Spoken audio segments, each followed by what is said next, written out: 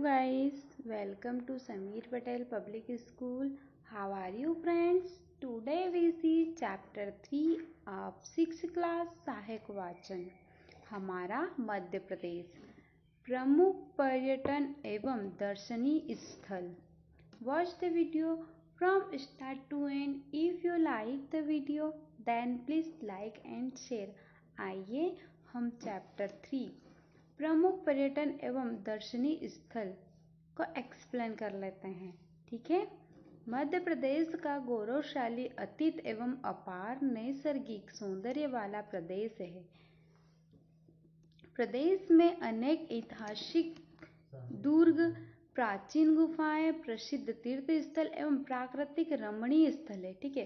प्रदेश में अनेक ऐतिहासिक किले हैं, प्राचीन गुफाएं हैं, प्रसिद्ध स्थल है एवं प्राकृतिक रमणीय स्थल है. इनमें से कुछ का विवरण निम्न अनुसार प्रस्तुत है. ठीक है. ग्वालियर.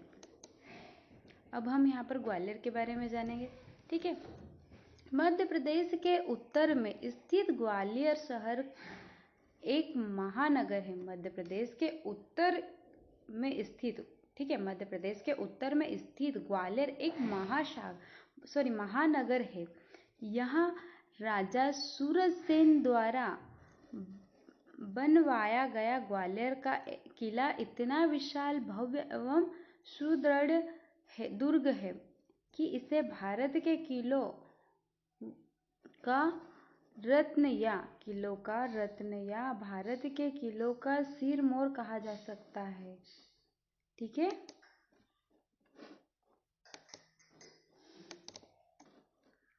माना जाता है कि इस दुर्ग का निर्माण 525 ईस्वी में राजा सूरजसेन ने करवाया था. ठीक है. ऐसा माना जाता है कि इस किले का निर्माण, दुर्ग मीन्स होता है किला. ठीक है. इस किले का निर्माण 225 ईस्वी में राजा सूरजसेन ने करवाया था. यह दुर्ग उत्तर भारत के इतिहास में विशेष महत्व रखता है. ठीक है. यह किला उत्तर भारत के इतिहास में विशेष महत्व रखता है. ग्वालियर दुर्ग में उन राजवंशों की स्मृतियां सुरक्षित है जिन्होंने यहाँ राज्य किया और समय के गर्भ में समा गए. ठीक है. ग्वालियर के किले में उन राजवंशों की स्मृतियां सुरक्षित है जिन्होंने यहाँ पर राज्य किया और समय के गर्भ में समा गए. ठीक है. ग्वालियर दुर्ग बलुआ पत्थर की सीधी चट्टानों पर खड़ा हुआ समूचे शहर की दृष्टि से ऊंचे, ठीक है, ऊंचे आसन पर विराजमान है. यहाँ गुजरी महल राजा मानसिंह तोमर ने अपनी गुजर रानी मृगनयनी के प्रेम में बनवाया था. ठीक है. राजा मानसिंह तोमर ने अपनी गुजर रानी मृगनयनी के प्रेम में बनवाया था. मान मंदिर, सूरज कुंड, तेली का मंदिर, सास बहू का मंदिर, जय विलास महारानी, ठीक है, जय विलास महल, रानी लक्ष्मीबाई के अश्वरोही मूर्ति. ठीक है. वहां पर रानी लक्ष्मीबाई की अश्वरोही मूर्ति है. संग्रहालय तानसेन की समाधि, गौस मोहम्मद का मकबरा. ठीक है. गौस मोहम्मद का मकबरा भी है, संग्रहालय भी है, तानसेन की समाधि भी है, रानी लक्ष्मीबाई की समाधि है. वहां पर कला विधिका है, नगरपालिका संग्रहालय है, चिड़ियाघर, गुरुद्वारा है, सूर्य मंदिर आदि यहाँ के दर्शनीय स्थल है. ठीक है. प्रतिवर्ष यहाँ लगने वाला व्यापारिक मेला ग्वालियर मेले के नाम से जाना जाता है. ठीक है. वहां पर प्रतिवर्ष व्यापारिक मेला लगता है जिसे ग्वालियर मेले के नाम से जानते हैं. ठीक है.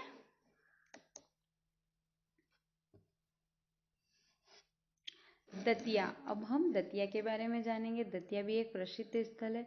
ठीक है. दतिया का सर्वाधिक प्रसिद्ध पीताम्बरा पीठ एक प्रसिद्ध शक्ति पीठ है. ठीक है. दतिया में एक सर्वाधिक प्रसिद्ध पीताम्बरा पीठ एक शक्तिपीठ है, प्रसिद्ध शक्तिपीठ है। बालाजी सूर्य मंदिर के अलावा दतिया को किलों, महलों, मंदिरों, वछरियों के लिए माना जाता है, ठीक है, के लिए जाना जाता है। दतिया से लगभग 12 किलोमीटर दूर सोनागिरी में पहाड़ी पर प्रसिद्ध जैन सिद्ध क्षेत्र है, ठीक है। दतिया के लगभग 12 किलोमीटर दूर सोनागिरी पहाड़ी में प्रसिद्ध जैन सिद्ध क्षेत्र है, जो सोनागिरी के जैन मंदिर के रूप में प्रसिद्ध है, ठीक है, जो कि सोनागिरी के जैन मंदिर के रूप में प्रसिद्ध है, ठीक है। ये वाला है, ठीक है। सोनागिरी जैन मंदिर ये वाला है, ठीक। शिवपुरी के बारे में जानेंगे। शिवपुरी भी एक प्रसिद्ध है, ठीक है। तो शिवपुरी के बारे में जानेंगे। ग्वालियर रियासत के सिंधिया राजाओं की ग्रीष्मकालीन राजधानी रह चुकी शिवपुरी आज भी अपने सुंदर राजप्रासादों तथा संगमरमर से निर्मित अलंकृत छतरियों के द्वारा विगत राजसी विरासत की याद दिलाती है, ठीक है। दुर्लभ वन्य प्राणियों और पक्षियों के लिए यहाँ के आकर्षक अभयारण्य ने शिवपुरी को शानदार अतीत को अत्यंत स्पंदनशील बना दिया। यहाँ माधव राष्ट्रीय उद्यान 156 वर्ग किलोमीटर क्षेत्र में फैला हुआ है, ठीक है। यहाँ माधव राष्ट्रीय उद्यान 156 वर्ग किलोमीटर में फैला है। यह उद्यान विभिन्न प्रकार की वनस्पतियों एवं विविध वन्य प्राणियों से समृद्ध है। राष्ट्रीय उद्यान के अतिरिक्त सिंधिया राजवंश की कलात्मक छतरियां, गुलाबी रंग का माधव विलास प्रासाद, अभयारण्य के बीच उनके सर्वोच्च बिंदु पर स्थित कंगूरेदार जॉर्ज कैसल भवन, भदैया कुंड तथा वीर तात्या टोपे के विशाल मूर्ति यहाँ के अन्य दर्शनीय स्थल है, ठीक है। नरवर के किले के बारे में जानेंगे। शिवपुरी के उत्तर में लगभग 40 किलोमीटर दूरी, ठीक है। शिवपुरी के उत्तर में लगभग 40 किलोमीटर की दूर पर सतनवाड़ा स्टेशन से 25 किलोमीटर उत्तर से नरवर स्थित है। यही एक सुदृढ़ पहाड़ी दुर्ग है, ठीक है। यहाँ पर एक सुदृढ़ पहाड़ी किला है जो राजा नल की राजधानी था, जो कि एक राजा नल की राजधानी थी। राजा नल और दमयंती की प्रणय कथाएं विख्यात है। राजा नल और दमयंती की प्रणय कथाएं विख्यात है। यह ग्वालियर दुर्ग के समान ही महत्वपूर्ण दुर्ग है, ठीक है। यह ग्वालियर के किले के समान ही एक महत्वपूर्ण किला है। यह किला कहवाओं, ठीक है, यह दुर्ग कछवाहों, तोमरों और जयपुर के राजघरानों से प्रसिद्ध संबंध रहा है, ठीक है। यह कछवाहों, तोमरों और जयपुर के राजघरानों से संबंध रहा है, ठीक है। नेक्स्ट देखेंगे भोपाल के बारे में जानेंगे। 11वीं सदी के भोजपाल तथा तत्पश्चात भोपाल नामक इस नगर को परमार वंशी राजा भोज ने बसाया था, ठीक है। परमार राजा भोज ने बसाया था। मध्य प्रदेश की राजधानी भोपाल एक बहुरंगी तस्वीर पेश करती है। मध्य प्रदेश की राजधानी भोपाल एक बहुरंगी तस्वीर पेश करती। इसके एक और पुराना शहर है जहाँ लोगों की चहल पहल सदैव रहती है, ठीक है। यहाँ पुरानी सुंदर मस्जिदें तथा महल है। दूसरी तरफ नया शहर बसा हुआ है, ठीक है। यहाँ पर पुरानी सुंदर मस्जिद है तथा महल है और दूसरी तरफ यहाँ पर एक नया शहर बसा हुआ है जहाँ सुंदर पार्क और हरे भरे वृक्ष है। भोपाल पहाड़ियों पर बसा हुआ है, ठीक है। भोपाल पहाड़ियों पर बसा हुआ है तथा यह छोटी छोटी बड़ी झीलें हैं, इसीलिए इसे झीलों की नगरी भी कहते हैं, ठीक है, भोपाल को झीलों की नगरी भी कहते हैं। ताज उल मस्जिद, जामा मस्जिद, शौकत महल, गौहर महल, सदर मंजिल, भारत भवन, लक्ष्मी नारायण मंदिर, बिड़ला संग्रहालय, इंदिरा गांधी राष्ट्रीय मानव संग्रहालय, राजकीय पुरातत्व संग्रहालय, गांधी भवन, विधानसभा भवन, वन विहार, आंचलिक विज्ञान केंद्र, मछली घर, छोटी झील, छतरिया और बाग दर्शनीय है। ताज उल मस्जिद देश की सबसे बड़ी मस्जिद है। ठीक है, ताज उल मस्जिद देश की सबसे बड़ी मस्जिद है। ठीक है, रायसेन का दुर्ग। ठीक है, रायसेन का किला भोपाल से लगभग 46 किलोमीटर दूर रायसेन स्थित है। यहाँ एक पहाड़ी के शिखर पर रायसेन का दुर्ग 16वीं शताब्दी में राजा राजवंश बसंती ने बनवाया था। ठीक है, यहाँ पर एक पहाड़ी के शिखर पर रायसेन का किला 16वीं शताब्दी में राजा राजवंशी ने बनवाया था। सैनिक दृष्टि से यह दुर्ग अति महत्वपूर्ण है। इसी कारण मुस्लिम शासकों ने इस दुर्ग को अपना मुख्यालय बनाकर अनेक वर्षों तक मालवा पर राज किया था। ठीक है, इसी कारण उन्होंने मुस्लिम शासकों ने इस किले को अपना मुख्यालय बनाया। ठीक है, मुस्लिम शासकों ने इस किले को अपना मुख्यालय बनाकर अनेक वर्षों तक, बहुत वर्षों तक उन्होंने मालवा पर राज किया था। इस दुर्ग में 3 राजमहल, बादल महल, राजा रोहित महल, इंद्रदान महल है। ठीक है, इस किले में 3 महल है। ठीक है, कौन कौन से? बादल महल, राजा रोहित महल और इंद्रदान महल। ठीक है, पंचमढ़ी के बारे में जानेंगे।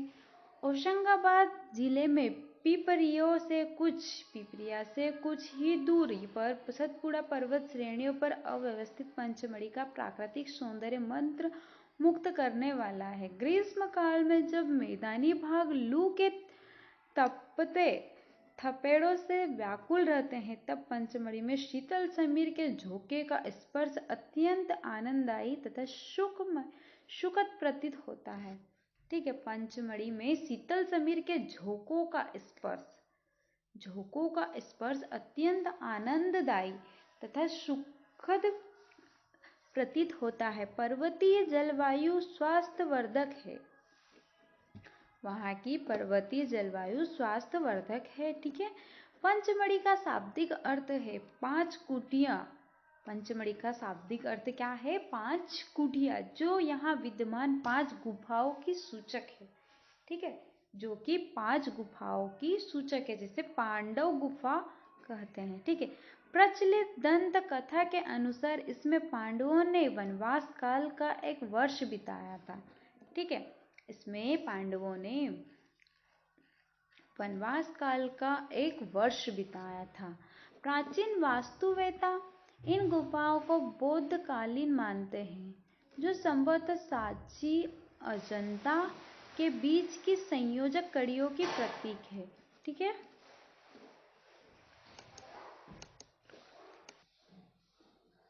प्रियदर्शनी हांडी मोह पंचमढ़ी की सबसे प्रभाव उत्पादक घाटी है। अप्सरा विहार, रजत प्रताप, राजगिरी, लांजीगिरी, आयरीन सरोवर, जलावर्तन, जटाशंकर, छोटा महादेव, चौरागढ़, धूपगढ़, पांडव गुफाएं आदि पंचमढ़ी के दर्शनीय स्थल है। ठीक है,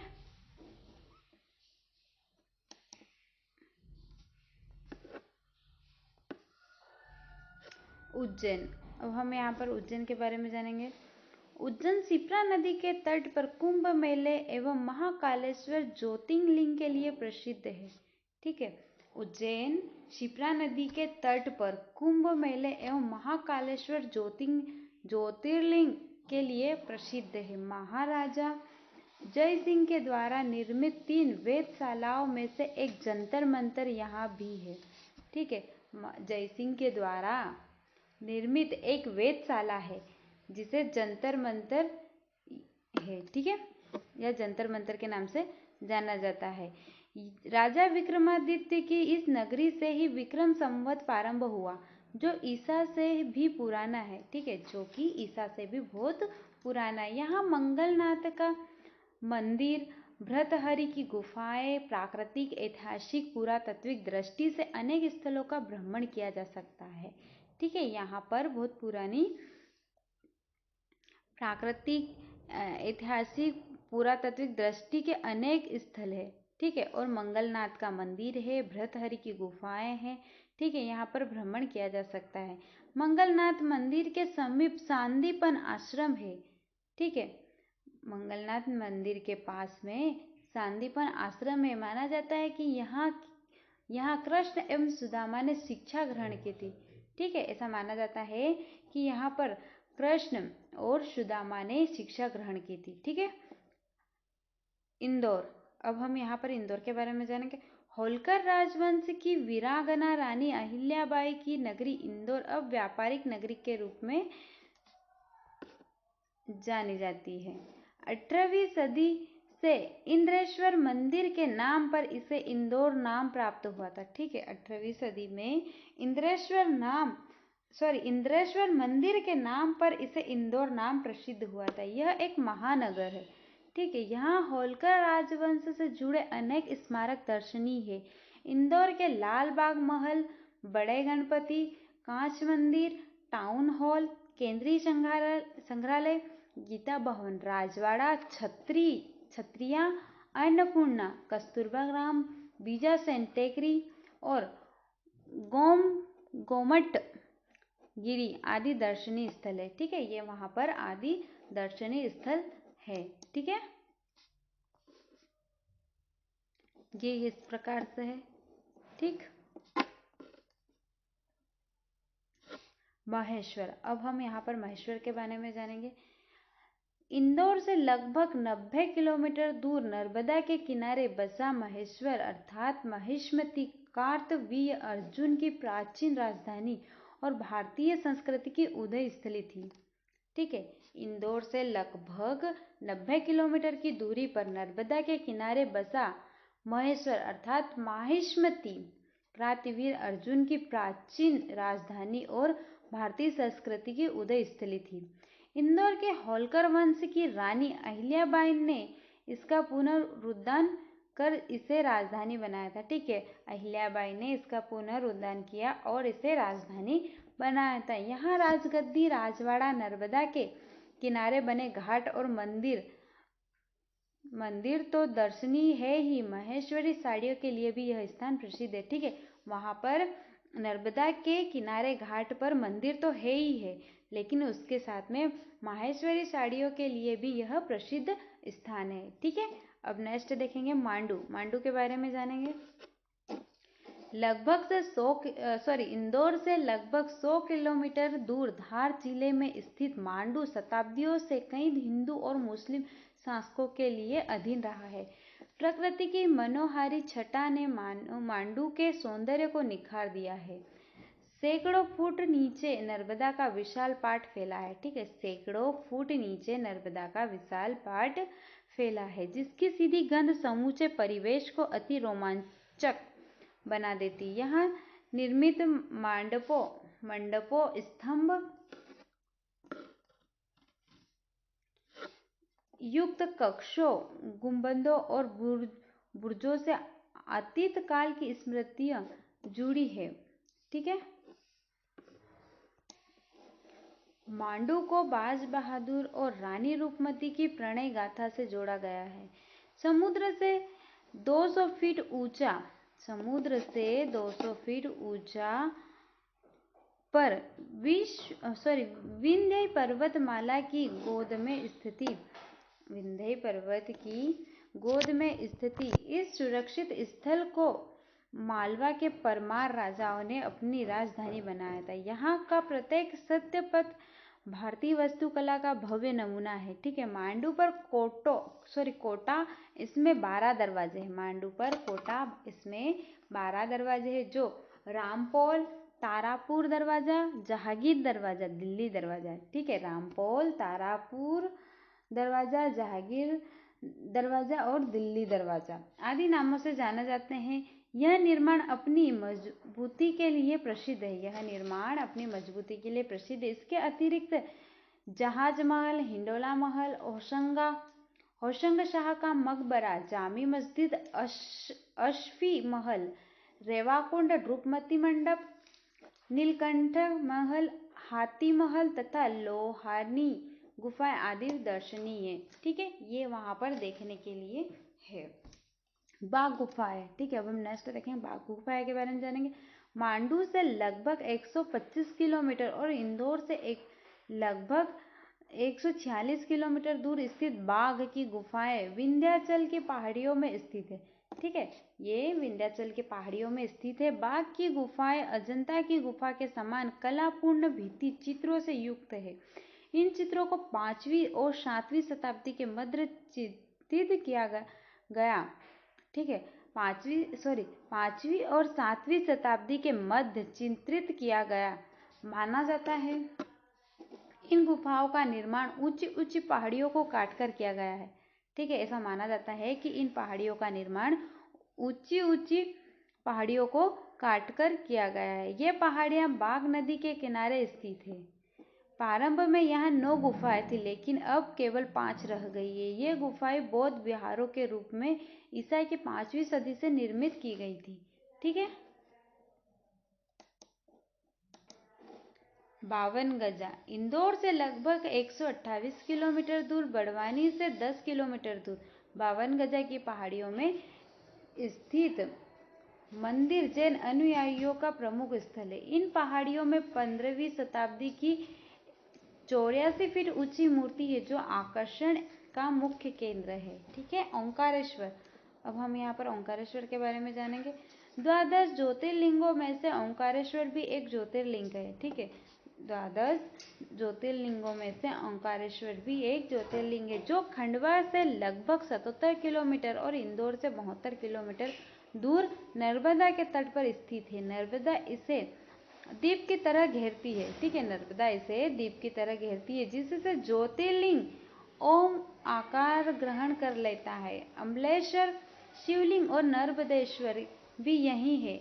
इसके अतिरिक्त यहाँ ओंकार माधांता सिद्धनाथ मंदिर, हिंदू और जैन समूह सिद्धवरकुट सन्मात्रिका मंदिर और काजल रानी गुफा प्रसिद्ध है, ठीक है।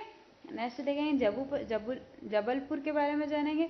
यह प्रदेश का एक प्रमुख महानगर है। यहाँ प्रमुख दर्शनीय स्थलों में मदन महल, भेड़ाघाट, 64 योगिनी मंदिर, रानी दुर्गावती संग्रहालय, पिसनहारी की मड़िया आदि प्रमुख है, ठीक है।